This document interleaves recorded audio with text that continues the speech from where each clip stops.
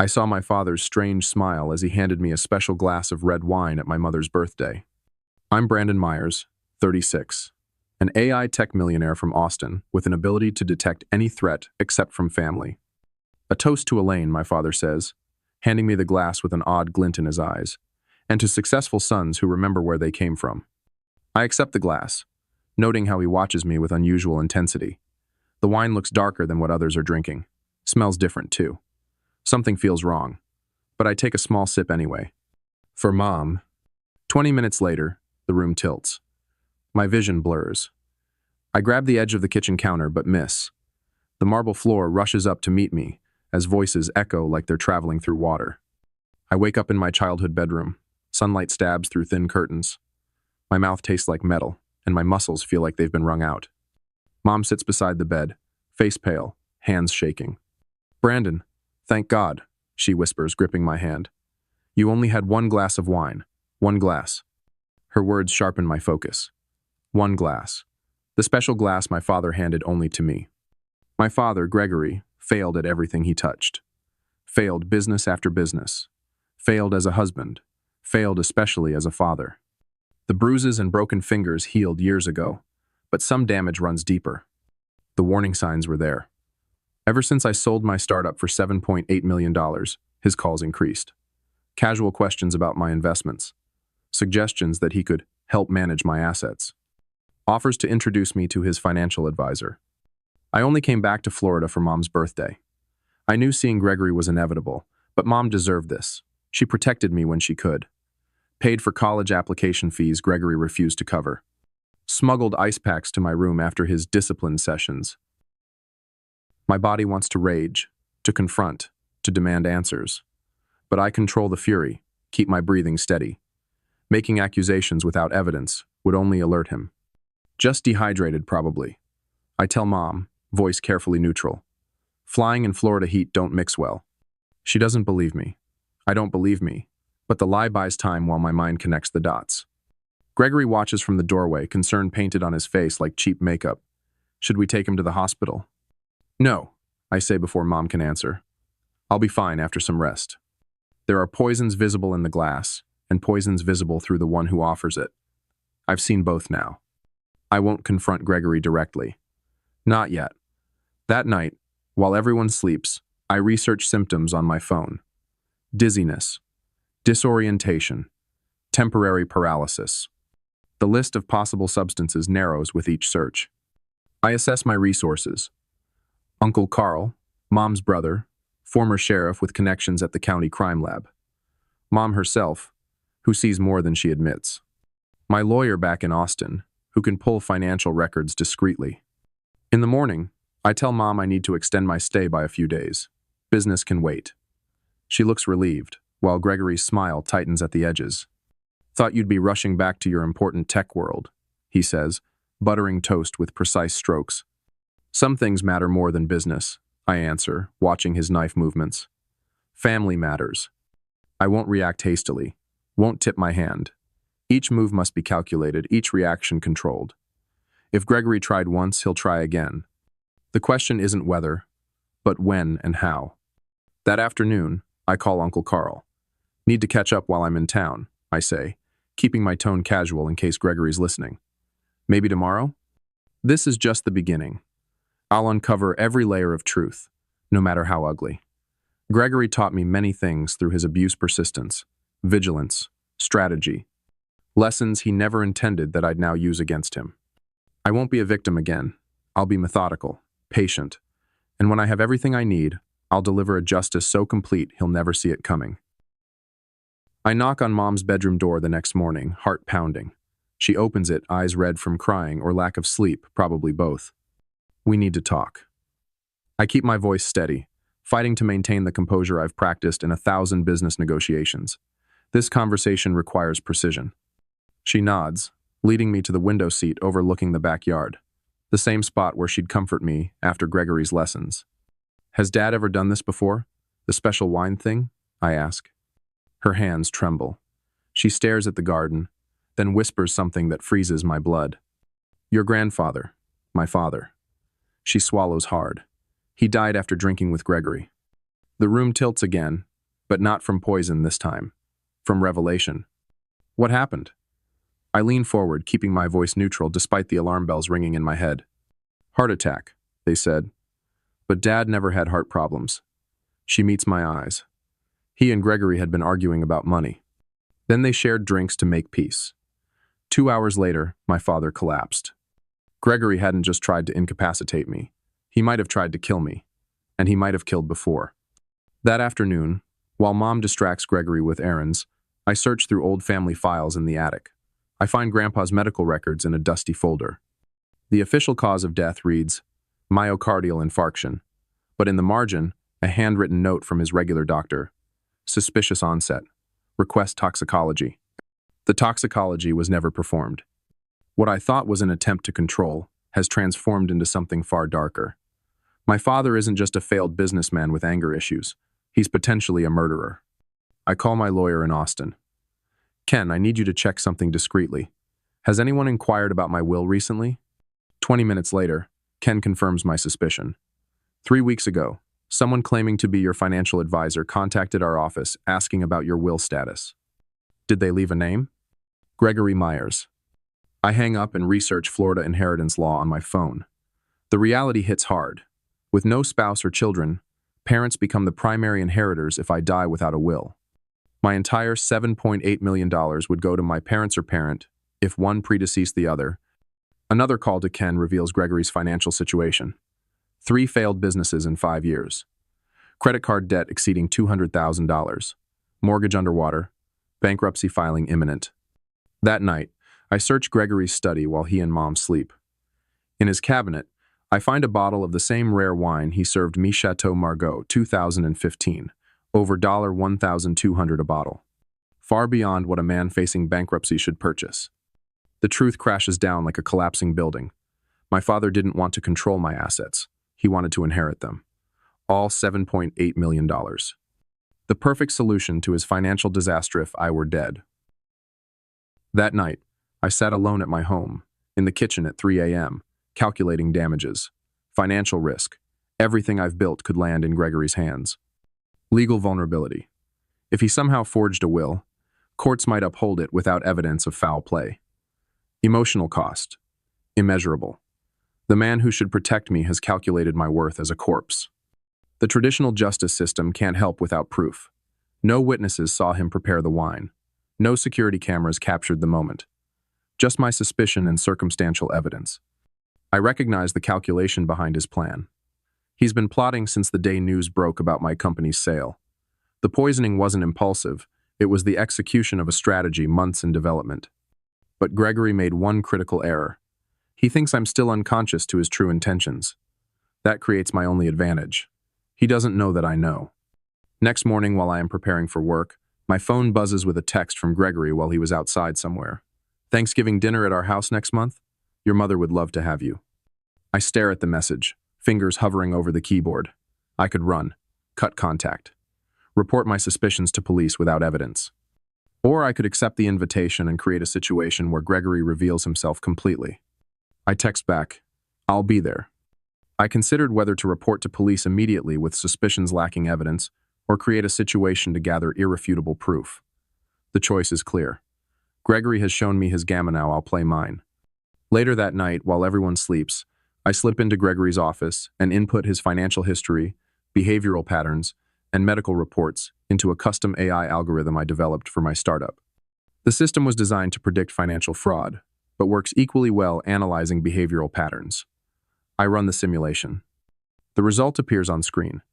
98.7% probability that Gregory Myers is executing a financial conspiracy involving his son's life. The machine confirms what my gut already knows. But machines don't testify in court.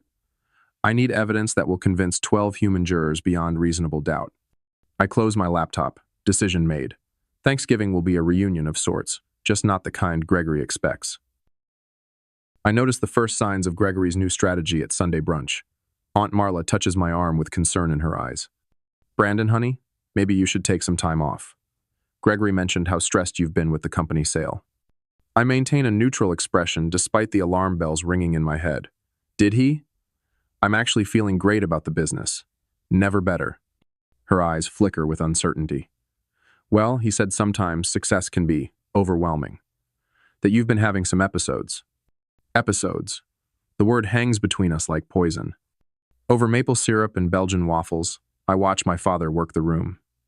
He moves from relative to relative, his voice low, concerned. They glance at me with new eyes, worried, wary. My cousin Ryan, who asked for startup advice last month, suddenly finds the pancakes fascinating when I approach. Uncle Carl catches my eye from across the room and tilts his head toward the patio. When I join him, he lights a cigarette, offering me one. Your father's spinning quite a tale, he says, exhaling smoke toward the palm trees. Claims you've been acting erratic, paranoid. And people believe him? Some do. You've been gone a long time, son. Gregory's been here, building his version of reality brick by brick. I grip the patio railing. He tried to poison me, Carl. I believe you. But poisoning leaves evidence. Mental breakdowns are just whispers and opinions. He taps ash from his cigarette. Watch yourself. This is just beginning. The evidence arrives Tuesday morning. A certified letter from Whitman and Associates, Gregory's newly retained lawyer. The language is careful, concerned. They've been made aware of potential mental health issues and suggest a voluntary evaluation at Lakeside Resort and Wellness Center. Resort, not hospital.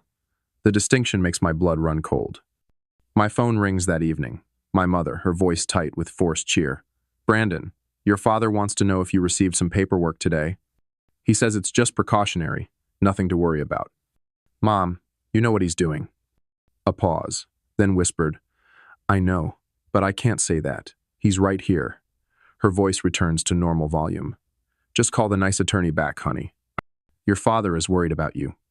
The next morning brings another shock.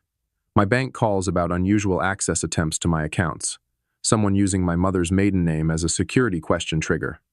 The bank blocked it, but the attempt originated from Tampa, Gregory's hunting ground. We've locked your accounts temporarily, the security specialist explains, but you might want to consider changing all your passwords and security protocols. I spend the afternoon creating new accounts at different banks, transferring portions of assets strategically. The remaining money gets locked behind two-factor authentication and biometric verification. Let Gregory chase shadows while I secure what matters. The real blow comes from Michael Reeves, my godfather, the man who taught me to fish, who smuggled comic books to me when Gregory banned them. His text, maybe give your dad a call, Brandon. He's just trying to help. This paranoia isn't healthy. Even Michael, the realization sits like ice in my stomach. I secure a new laptop that evening, untraceable to my main accounts. Establish encrypted communication channels. I set up motion detectors in my hotel room. Lock the windows, wedge a chair under the doorknob. Sleep comes in fragments, each noise jolting me awake. Friday afternoon, my mother suggests we look through old photos together, while Gregory is at his golf game. We sit on her bed, the album between us like a fragile treasure. Look at you, she says, pointing to 5-year-old me building a sandcastle. You were always so focused. She turns pages slowly, lingering on memories. When she reaches my high school graduation, her finger traces my face in the photo. You were always the wisest child, she whispers. Trust your instincts. Her eyes meet mine, and I see a strength there I'd forgotten existed. For this one moment, I breathe easier. The respite doesn't last. Gregory arrives in Austin unannounced the following Tuesday, appearing at my office reception like a bad omen. Impressive setup, he says, scanning the sleek minimalism of my AI company headquarters. My executive assistant gives me a questioning look. I nod, and she reluctantly leaves us alone. Gregory stalks the perimeter of my office, fingers trailing across surfaces. All this from that algorithm you created? Amazing return on investment. What do you want, Gregory? He settles into my visitor chair uninvited. Just checking on you. Family does that. His eyes lack the concern in his voice. You've updated your will recently? The recording device in my pocket weighs nothing, but I feel its presence like armor. Actually, I'm reviewing it this month. Smart. Never know what might happen. He examines a design award on my shelf. Life insurance? Asset distribution? These things matter when you're worth what you are. All handled. Good, good. He pauses. Any new ventures? Investments? I hesitate, then decide to offer bait. Actually, yes. New AI security platform. We're closing a $2 million funding round next week. His eyes sharpen with interest, pupils dilating slightly. 2 million? That's significant. Will that money come to your personal accounts? Initially, yes, then reinvested. I lean back, watching him process this information, knowing the recording captures every word. When he leaves an hour later, his parting words hang in the air. See you at Thanksgiving, son. Your mother's making her special cranberry sauce, not to be missed. Thanksgiving. The deadline crystallizes in my mind with absolute certainty. That's when he'll try again. I call Uncle Carl that evening. I need your help. I explain everything. The poisoning, the mental health campaign, the financial probing. Then I add the part I've never shared. There's something else. When Grandpa died, I always thought it was strange. Heart attack after dinner with Gregory. Carl's breath catches. Jesus Christ. You think Gregory? I can't prove anything. But the pattern fits. The silence stretches between us, heavy with implication. Then, we need to do this right. Chain of custody matters. Evidence handling. I know a lab in Houston. Independent, impeccable reputation. What's the plan? 3 steps, Carl says, his sheriff's training evident in his precision. Switch the glasses, collect the evidence, record the confession. Everything documented for the courts. That night, I research pentobarbital. Symptoms, detection methods, antidotes. I practice glass switching techniques in my hotel room. The napkin drop, the casual slide, the momentary distraction. I time myself until the movement becomes fluid, unnoticeable. In the bathroom mirror, I practice normal expressions. Relaxed, unaware, trusting. I'm done being a victim. The hunter has no idea he's become the prey. I sit at the Thanksgiving table watching my father pour wine with the same practiced smile he wore at Mom's birthday. The burgundy liquid cascades into crystal glasses, but mine receives special attention, a different bottle, a particular angle to his wrist. A special vintage for my successful son, Gregory announces, extending the glass to me with that familiar glint in his eyes. To family reunions. The weight of the glass feels identical to the one that sent me crashing to the floor 2 months ago. I accept it with a grateful nod, noticing how his gaze lingers expectantly. Mom shoots me a worried glance from across the table. Before we drink, I say, raising the glass slightly, I want to propose a toast to Mom's excellent cooking. I deliberately shift my weight, causing my napkin to slide from my lap. Damn, sorry about that. As I bend to retrieve it, my hand moves with deliberate precision. The napkin serves as momentary cover while I switch my glass with Gregory's placed strategically within reach. Years of coding requiring perfect hand-eye coordination serve me well. The exchange takes less than 2 seconds. When I straighten, both glasses sit exactly where they should. Gregory notices nothing, his attention already on Uncle Carl's story about fishing. I raise my glass, actually, his untampered one, and smile.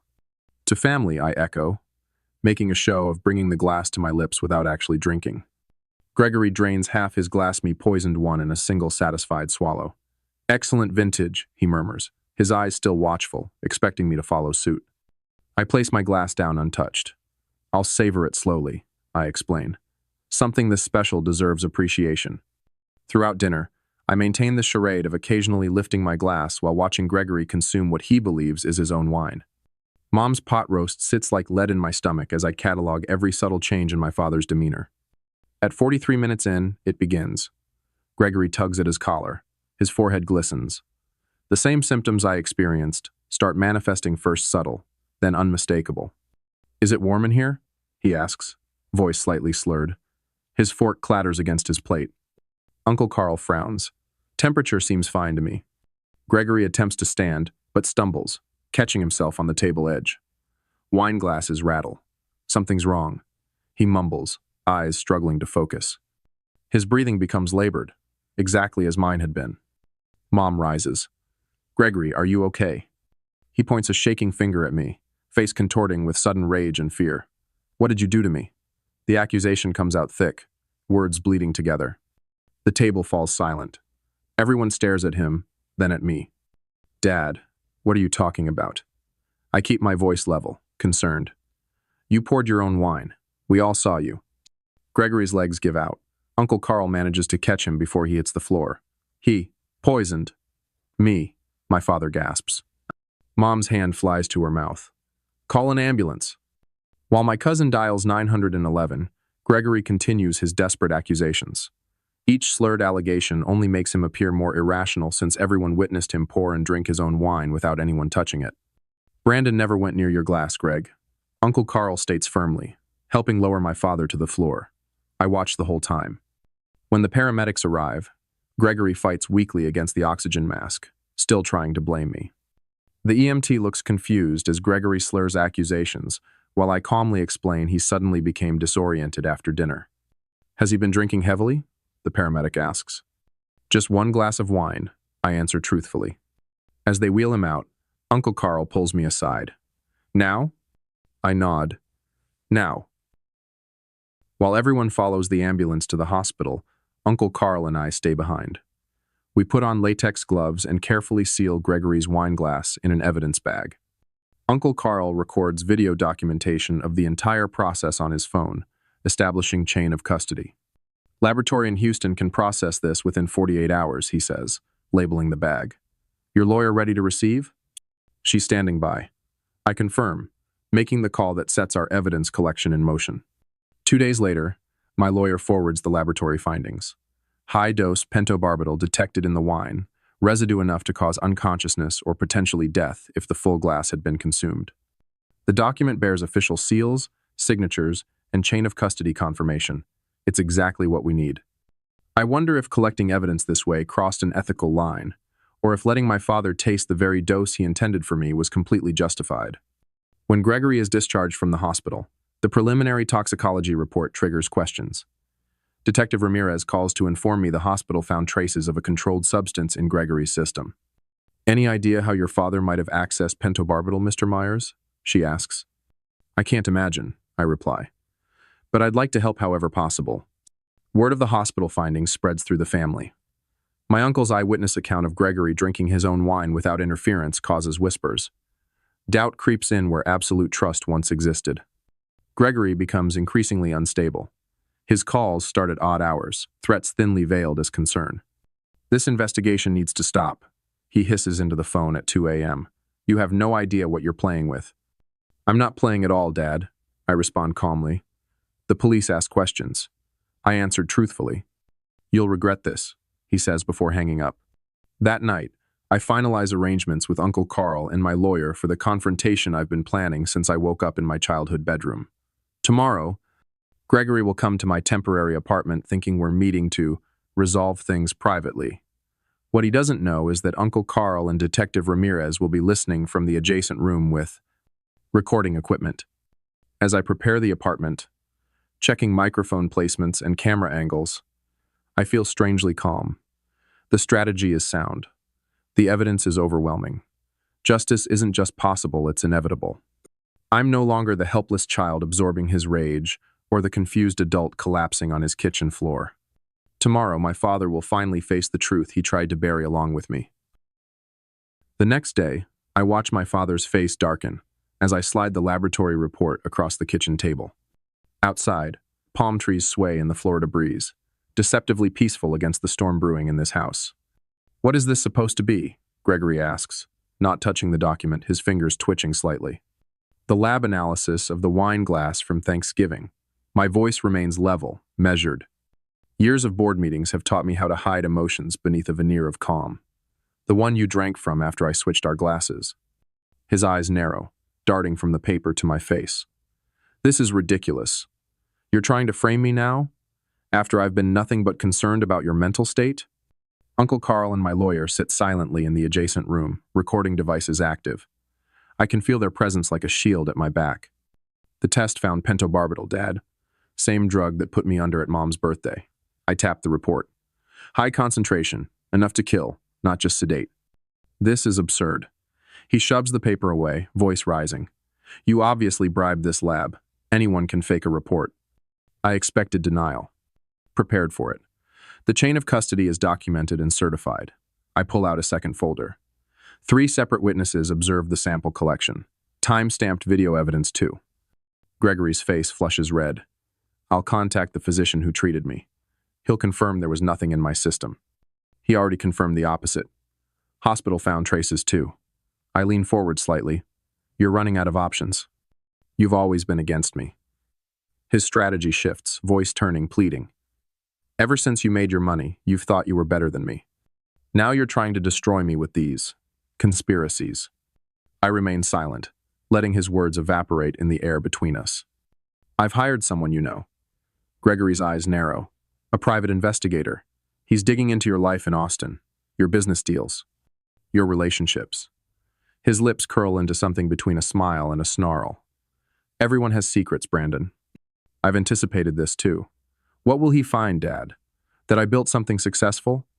That I pay my taxes? That I don't try to poison family members? His fist slams against the table. If you don't stop this investigation, I'll sue you for conspiracy and defamation. I'll take everything you've built. Is that what this has always been about? Taking what's mine? You know nothing. His voice drops to a dangerous whisper. And if you keep pushing, who knows what might happen? Accidents occur all the time. Maybe your mother should be more careful. The threat lands like ice in my veins. I've prepared for every contingency except this. Gregory threatening Mom directly. For the first time, genuine rage cracks through my calculated exterior. I reach into my jacket pocket and remove a small remote. One press activates the wall-mounted camera I installed yesterday. Its red light now blinking in the corner of the room. Look up, Dad. Gregory's eyes follow mine, registering the camera. Uncle Carl and my lawyer are in the next room, listening to everything. I place my phone on the table, opening a video file. This is from Thanksgiving dinner. Watch yourself preparing the drinks. The footage plays clearly. Gregory at the bar cart, slipping something into one glass, then carefully carrying it to me. His face on the screen shows the same false concern he's worn for years. That's not what happened, he stammers, but his voice has lost its conviction. I continue methodically. Here's the official laboratory report, confirming pentobarbital in the wine. I place another document beside it. And here's the certified chain of custody documentation, showing exactly how the evidence was collected and processed.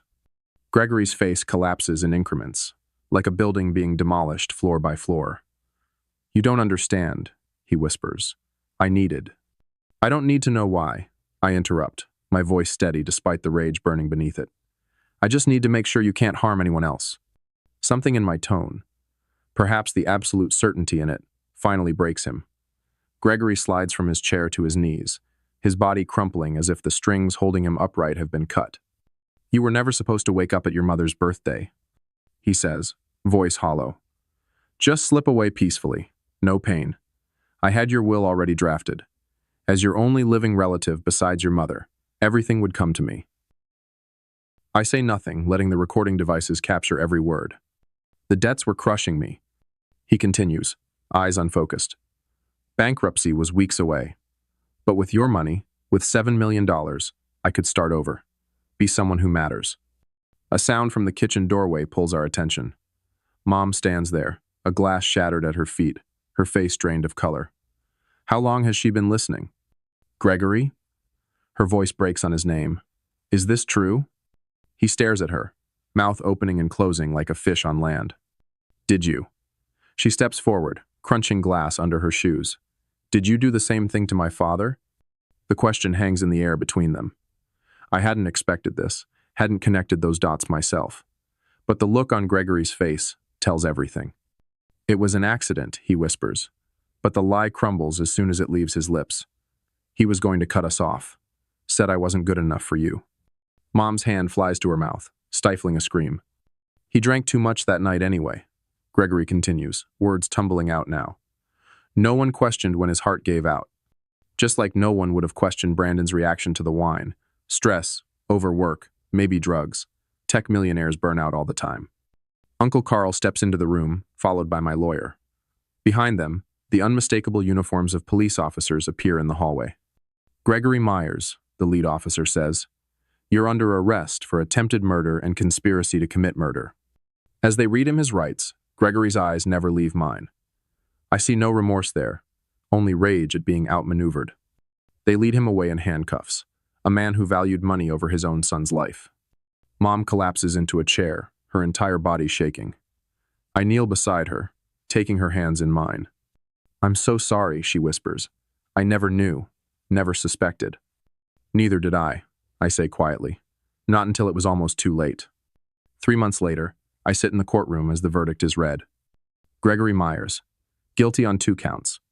Attempted murder of Brandon Myers and the first-degree murder of Harold Jenkins, my grandfather, whose case was reopened based on Gregory's recorded confession. The judge's sentence comes as no surprise: life imprisonment without possibility of parole. As they lead my father away for the last time, I feel no satisfaction, only a hollow relief that the threat has ended. The case makes national headlines. Tech millionaire unmasks father's murder plot, becomes a sensation, leading investigators to re-examine similar cases across 3 states. 2 other potential victims are identified: wealthy individuals whose sudden deaths benefited their business partners, lives potentially saved because I chose evidence over emotion.